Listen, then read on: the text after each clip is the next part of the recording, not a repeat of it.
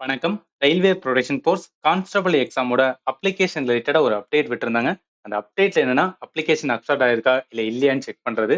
அத வந்து எப்படி பண்றதுன்னு சொல்லி இந்த இடத்துல நான் சொல்லிர்றேன். இது ஆர்ஆர்பியோட அஃபிஷியல் வெப்சைட். இந்த வெப்சைட் லிங்க் இந்த வீடியோ டிஸ்கிரிப்ஷன்ல குடுத்திருக்கேன். அத நீங்க கிளிக் பண்ணி அந்த மாரி ஓப்பன் ஆகும். இதுல அப்ளைன்னு இருக்கும். ஆல்ரெடி வந்து அக்கவுண்ட் அப்படின்னு இருக்கும். அந்த இத கிளிக் பண்ணுங்க. கிளிக் பண்ண உடனே நம்மளுக்கு வந்து 2 காமிக்கும். 1 mobile number, password I am not robot. Mobile நம்பர்னா மொபைல் நம்பர் போடுங்க. இல்லன்னா இமெயில் அட்ரஸ். பாஸ்வேர்ட் என்னன்னா, நம்ம இந்த கான்ஸ்டபிள் எக்ஸாம் அப்ளை பண்ணும்போது ஒரு பாஸ்வேர்ட் குடுத்திருப்போம். அத குடுத்து ஐ அம் நாட் ரோபோட்ன்னு சொல்லி லாகின் குடுத்தோம்னா ஓப்பன் ஆகும்.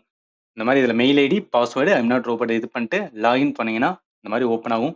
சில பேருக்கு என்னன்னா, அதுக்கு முன்னாடி இது கூட ஓப்பன் ஆகலாம். அதாவது ஆதார் வெரிஃபிகேஷன் ரிலேட்டடா கேட்பாங்க.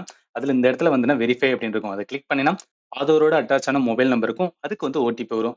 நியர் பை வந்துனா கிளிக் பண்ணிட்டு வெரிஃபை குடுத்தீங்கன்னா வெரிஃபை ஆயிரும். ஒன்ஸ் இது பண்ணோனே வந்து இந்த இடத்துல அப்ளிகேஷன் ஹிஸ்டரின்னு இருக்கும். இத கிளிக் பண்ணுங்க. இத கிளிக் பண்ணீங்கன்னா இந்த இடத்துல இருக்கும். கொஞ்ச நாளுக்கு முன்னாடி இந்த ஸ்டேட்டஸ் வந்துனா நார்மலா இருந்தது. இப்ப புரோவிஷனலா அக்செப்டடா அல்ல இல்லையா அப்படின்னு குடுத்துருக்காங்க. நீங்க செக் பண்ணி பார்த்துக்கலாம். ஒன்ஸ் செக் பண்ணதுக்கு அப்புறம் இதோட அப்ளிகேஷன் கூட நீங்க வந்து டவுன்லோட் பண்ணி வச்சுக்கலாம். அதுல ஏன்னா ரெஜிஸ்ட்ரேஷன் நம்பர் இருக்கும்.